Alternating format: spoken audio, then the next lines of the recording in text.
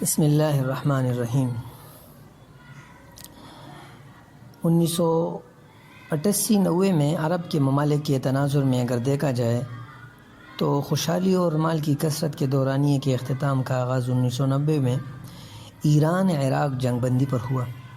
ایرانی انقلاب کے خوف سے عرب ممالک بالعموم اور بالخصوص کویت کی جانب سے عراقی حکومت کے ساتھ یہ وعدے کیے گئے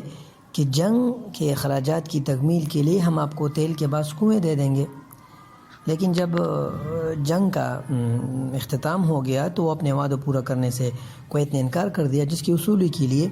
عراق نے وعدہ خلافی کے جرم میں راتوں رات چڑھائی کر کے کویت کے کنووں پر قبضہ جما لیا۔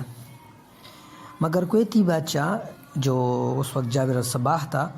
وہ مصر بھاگا اور وہاں ٹی وی پر آ کر پہلے عرب ممالک کو اور بعد میں امریکہ کو اپنی حکومت بچانے کے لیے درخواستیں کی، اور اس طرح امریکہ نے آ کر عراقی فوج کو واپس کر دیا اور اقوام متحدہ کے ذریعے 13 سال تک عراق پر پابندی لگا کر عراق کو لقمے کا محتاج کر دیا۔ اس سے یہ معلوم ہوتا ہے کہ اگر صدام کی حکومت کو کی طرف اس حدیث میں اشارہ ہو تو اس نے بھی کویت پر حملہ کر کے چڑھائی کی، عرب ممالک کو بالعموم اور عراق کو بالعوام کو خوشحالی کے دور سے نکالنا والا یہی آدمی تھا، کیونکہ عراق میں تیل کے کنواں زیادہ تھے اور وہاں رعایا کی تعلیم اور ٹیکنالوجی بھی عام تھی۔ مگر ایران کے ساتھ جنگ نے اس کے ملک کو تباہ کر دیا، تو اس نے کویت پر حملہ کیا اور کویت نے جا کر اقوام متحدہ میں فریاد کیا اور عرب سرزمین پر انگریز فوجوں کو لانے میں مددگار ثابت ہونے والا اور بنیادی کلیدی حیثیت اختیار کرنے والا وہی کویت کا حکومت تھا۔ اس کو اگر اس حدیث کے تناظر میں ہم دیکھ لیں کہ حدیث میں ہے، حضرت ابو ذر رضی اللہ عنہ سے روایت ہے، سیکون رجل من بنی امیہ بمصر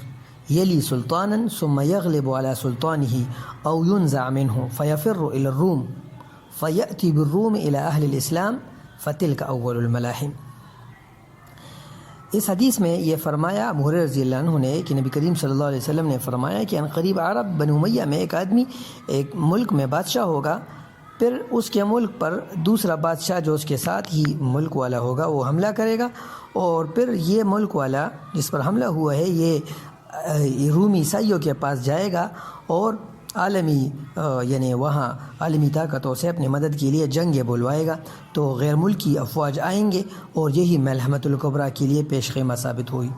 اس تناظر میں اگر جابر صباح اور اس کے بھائی حسن صباح کا خفیہ طور پر دور ہے امریکہ اور انہیں اپنے پڑوسی مسلمان ملک کے خلاف بلوا کر خطے میں امریکی جرائم قائم کرنے کے حوالے سے اس کو ہم دیکھ لیں تو اس حدیث کو ملاحظہ کر لے تو یہ بات مزید منقع ہو جاتی ہے کہ حدیث مبارک میں بیان کیے گئے شخص اور کے خلاف مدد طلب کرنے والا وہ جابر صباح، اس کی طرف اشارہ ہوا اخنس سے، اخنس کے خفیہ طور پر، جیسے کہ خناس پیچھے جانے والا خفیہ طور پر کوئی ستارہ ہو تو اس کو خنس کہتے ہیں، تو اخنس چپکے سے جانے والا شخص، تو یہ چپکے سے گیا اور وہاں سے عرب سرزمین پر یہ عراق کے خلاف فوجیں لے آیا، تو حدیث میں اس کو اول الملاحم کہا گیا۔ یہ حدیث معجم اوسط میں مذکور ہے، اور رویانی نے اور ابن عساکر نے بھی اس حدیث کو نقل کیا ہے، اور علامہ البانی نے اس حدیث کو ضعیف کہا ہے۔ تو اس سے معلوم ہوتا ہے کہ عراق کا جو جنگ تھا تو عراق پر غذائی پابندی جسے کہ پہلے بیان کی گئی، تو عراق پر غذائی پابندی کا جو پیش خیمہ تھا وہ یہی کویتی حکومت تھی، جس کا اس حدیث میں ہمیں اشارہ ملتا ہے۔ واللہ اعلم۔